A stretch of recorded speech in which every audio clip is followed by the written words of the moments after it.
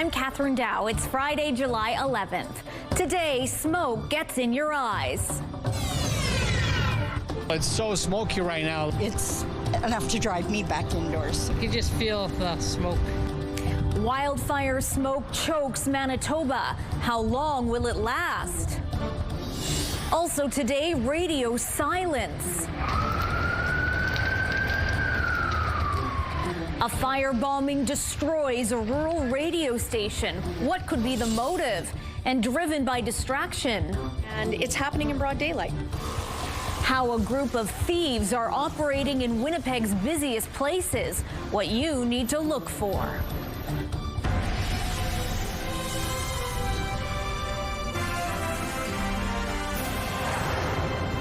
Good afternoon. Thanks for joining us. Marilee is away. If you've been outside today, you've seen it and smelt it. Wildfire smoke is blanketing much of Manitoba today. You can see the smoky skies from the CTV traffic cam on Portage Avenue near Polo Park. Air quality warnings are in effect, and all that smoke is going to hang around for a little while. Joining me now live is CTV's John Hendricks. So, John, what's it like out there at this hour? You know, Catherine, I have to say that all things considered, it actually is surprisingly good right now. Certainly there is still a little bit of smell of smoke in the air, but in terms of the overall amount of smoke that seems to be at ground level, I'll have to say that it is not that bad. Certainly nowhere near as bad as it was a little earlier on this afternoon. I was outside and you could really smell the smoke, and it was also quite thick in the air, affecting visibility. But at the moment, well, things are a lot better. I'm going to step aside so that you can see right now. The buildings behind me are very clearly visible, which is just telling me that the smoke itself not obscuring any of our ability to see them. So not as bad as it was before. That being said, Environment and Climate Change Canada's Air Quality Health Index says Winnipeg's air quality is 10+. That is the worst that it can get. Now, the smoke is having a big effect on many people and events in the city. Sports events have been canceled. So has tonight's event, Zoo Lights, at the Assiniboine Park. That's, of course, because the smoky conditions put everyone at risk, especially those who are over the age of 65, pregnant women, infants, and young kids, people with chronic health conditions. The Manitoba Lung Association says it's important to take air quality warnings seriously and reduce exposure where possible. You could feel it, instant reaction right away from affects your eyes, your breathing. You can feel a little heavier on the chest. There's a dryness to your throat. We need to take precautions, and that's for anyone. Wildfire smoke contains fine particles that can travel long distances and enter the lungs. Now, these particles can worsen existing conditions like asthma, COPD, and heart disease. So, John, what can people do to take precautions? Well, Catherine, there are a number of things that you can do, and according to the Manitoba Lung Association, they include things such as keeping the windows and doors closed to keep out the smoke, keep that from entering your home. Put your AC in recirculation mode so it's not drawing in air from outside. Use an air purifier with a HEPA filter, and limit your time outside. And when you are outdoors, you can wear a well-fitting respirator-type mask. And if you drink lots of water, well, hydration can help lessen the adverse effects that are caused by the smoky air. Now, coming up in a little bit, CTV's Daniel Halmerson will have the latest on all this smoke and let us know how much longer we're going to have to endure it. All right, thanks for this, John. That's CTV's John Hendricks reporting live. And all this smoke, of course, is the result of the worst wildfire season Manitoba has seen in at least 30 years. For the past 24 hours, evacuations have been taking place in Garden Hill and Snow Lake. Thousands of people are making their way to Winnipeg. This video was posted to social media. This is what it looks like in Snow Lake. The dark plumes of smoke are just a few kilometers from the town. Mayor Ron Scott tells CTV News the fire is just west of the community and is slowly advancing closer and closer. The mayor says most residents have now left and fire crews are getting international help. We've got a number of firefighters coming in that have come in from Mexico. We've got more firefighters coming in from, I believe, Australia and the U.S. So that's primarily the assistance we're seeing so far. And according to the latest provincial information, the fire threatening Snow Lake is 3,000 hectares in size and remains out of control. And the city of Thompson has just issued a pre-alert evacuation notice. Note that's not the same as a mandatory evacuation order. It just means people should be prepared to evacuate within the next few days. Should an evacuation order be implemented, residents will have 12 hours to pack what they need and leave the city. Meantime, the town of Lynn Lake says its north fire line was recently breached. Despite this, it says the town itself is not imminently under threat. However, it says a new wildfire to the south is only 6 kilometers and closing from the local generating station, which supplies power to the community. A fire bombing destroyed a rural Manitoba radio station and knocked out a handful of other stations in northwestern Manitoba. It happened yesterday morning in Swan River. This is what station manager Bill Gade saw when he arrived for work at CJ Radio. As you can see in the video, firefighters on scene work quickly to contain the blaze. Gade tells CTV News the building is mostly destroyed, and on top of that, it was the master control for 5 other stations, meaning they're off air as well. Gade says surveillance video shows a person on a bike riding up to the building and throwing a firebomb through the window of the studio. We don't know what to do. Staff are scared. Everything's bad. We got into the building yesterday. It's all destroyed. We were at this morning again to regroup. Some of us slept some last night. So we're trying to, at least prioritize disaster recovery and get going on something. Investigators say it's too early to speculate on a motive. However, Gade tells CTV News he's been receiving threats in recent days over his station's news coverage of a recent fatal head-on collision. A couple more potential measles exposures to tell you about, both in Morton. The province says they both happened July 3rd. That was last Thursday. The first is Menzies Medical Clinic on Stevens Street from 9:30 a.m. to 12:30 p.m. and the Dynacare lab in the same building between 10:30 a.m. and 1:15 p.m. Anyone who was there during that time is asked to monitor for symptoms for about 3 weeks and make sure their vaccines are up to date. We now know the identities of both pilots who were killed in a tragic crash near Steinbach earlier this week. 20-year-old Savannah May Royez from Ontario was one of the 2 students learning to fly when their small planes collided mid-flight on Tuesday near Steinbach. Her father is a career helicopter pilot. Her classmate on the second plane was identified Wednesday as Srihari Sukesh, who was from India and living in Steinbach during his flight training. A 23-year-old man has drowned in Whiteshell Provincial Park. RCMP, the Whiteshell Fire Department, and emergency medical services were called to Caddy Lake early yesterday afternoon. Falcon Lake RCMP say 2 men entered the water, but only 1 resurfaced. Members of the fire department found the man underwater, and he was pronounced dead at the scene. Police are now investigating what led to the man's death. The next time you call the Winnipeg Police Service, you may not be talking to a human. Winnipeg Police say they're testing an artificial intelligence-powered voice agent for their non-emergency line. It's hoped that using artificial intelligence will streamline the Winnipeg Police call center. The pilot project has been underway for several months. Police are now expanding its testing. The service wants to replace its existing automated phone system, which is based on pre-recorded prompts. The non-emergency line gets about 900 calls a day, not to mention the hundreds of calls to 911 that also come in. All those calls are answered by the same call takers if it comes through to the comm center. So we really want to try to divert as many of the non-emergency calls as we can while still providing a quality customer service. And that frees up our call takers to handle the actual emergent calls. And if the current testing is successful, the new voice agent will be available around the clock, offering assistance on a range of topics. CTV's Daniel Holmerson joins us now live with a first look at your Skywatch evening forecast. As John mentioned and showed us, quite smoky out there, Daniel, although improving. Any sense on when things will get a lot better from here? Definitely, Catherine, it's been the talk of the town today.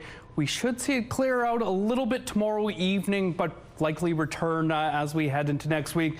But with all the talk about smoke, there's actually been a lot of storm activity. You can see down in northwest Ontario, some lightning strikes there, as well as down in the southwest here in the Brandon area, right to the Saskatchewan border. Over the last few hours, we've seen several storms develop. It's actually prompted Environment Canada to issue a special weather statement. The weather agency says conditions are favorable for the development of funnel clouds. Now, that was originally issued around 12:30 today. Closer to the border, it's since expanded to include Brandon, and if I move over, just outside of Port-la Prairie. So something to keep an eye on as we move through the night. And as John and Catherine have both mentioned, air quality warnings and statements in effect for pretty much all of Manitoba tonight, the purple being those warning areas and the yellow being the statement. So limit your time outside, stay hydrated, and if you are going to be outside, consider throwing on a mask to protect yourself. Coming up, I'll tell you what to expect as we move into the weekend. Taking a look outside, smoky skies, 19 degrees. The wind coming out of the northwest at 18 kilometers per hour. The pressure's rising and the humidity sitting at 72%. The Bathfitter Live Eye is brought to you by Bathfitter, your bath and shower experts for more than 40 years. And a look at Portage Avenue near Polo Park there. Again, smoky skies, traffic moving well. No tips to tell you about. Relatively smooth drive to end the Friday work week. It's happening in broad daylight. A warning from Winnipeg Police about criminals who work in plain sight. That's after the break. Have a news tip? When you see news happening, let CTV News Winnipeg know. Text your tips, pictures, and videos to 10400. That's 10400. Message and data rates may apply. Police say a traveling crime ring that uses distraction techniques to swipe your valuables appears to have made its way to Winnipeg. So typically, a victim is approached by someone asking for directions or money to help pay for gas. In exchange, they offer the victim jewelry or a phone, but those items are actually worthless. At some point during the encounter, the suspects remove the victim's jewelry. Police say the suspects travel in groups, usually with vehicles that have out-of-province plates. They often have children with them, and the incidents happen during the day in busy public places. The force says it wants the public to be aware since it's received numerous reports of fraud and theft in recent days. These are distraction techniques where, you know, it's sort of like that old idea of like a pickpocket, but they're very successful at taking maybe bracelets off, rings off have been reported, necklaces have been stolen, and, you know, that's quite unfortunate. Police are asking anyone who may have been approached or who have had items stolen, to report it on the Winnipeg Police's website. Today marks a difficult anniversary. It was 10 years ago today that Thelma Croll was last seen. The 57-year-old left her home in the Grassy Boulevard area for a walk on the morning of July 11, 2015. Some of her personal belongings, like her glasses and mobile phone, were later found in the Civic Park area. 3 years later, her remains were found by a hunter in a wooded area in the RM of Taché, about 40 kilometers from where she was last seen. Police believe the person responsible for her death was familiar with that area and may even have lived or worked there. In a statement, Winnipeg Police thanked the public for the hundreds of tips they've received in the past decade. They say, quote, "The case remains open and active, and we will continue to investigate all tips submitted to our agency. We believe the answer is still out there, and we are hopeful that with the help of the community, we can find justice for Thelma Croll and her family."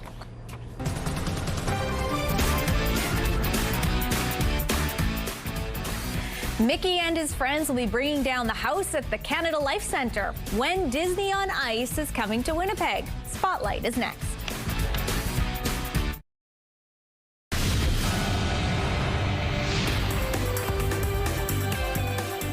Spotlight, sponsored by the Casinos of Winnipeg, presenting Night Ranger. Daniel Holmerson has your spotlight today.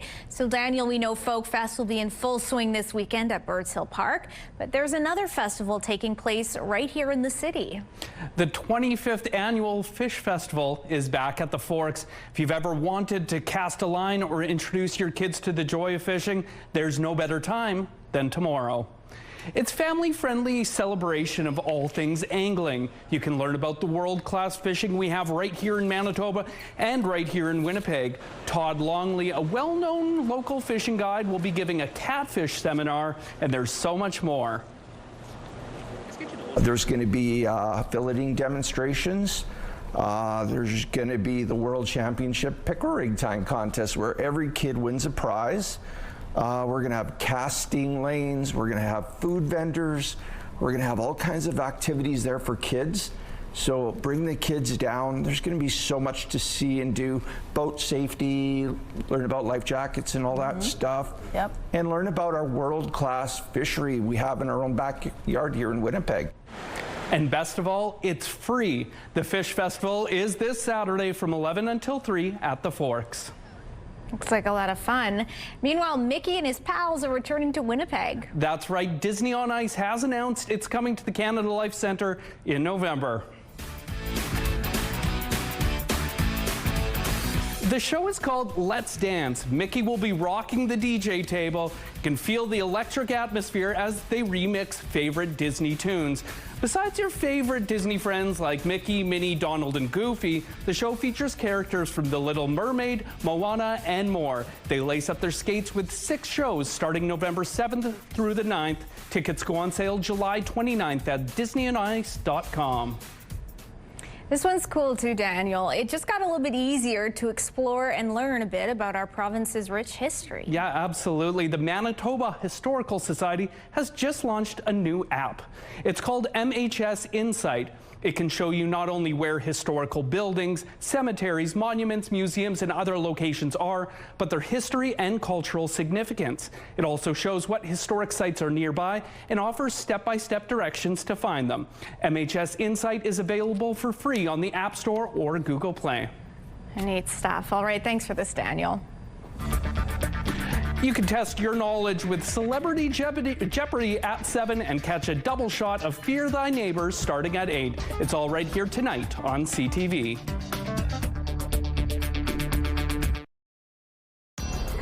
Women's clothing provided by RW & Company. Salon services provided by S&T Spa Salon.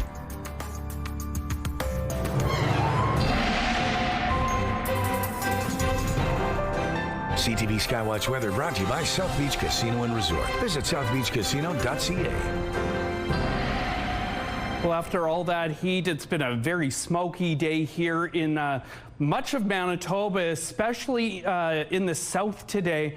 We're also looking at some storms. So we've been following this one out near Brandon and the surrounding area in the southwest.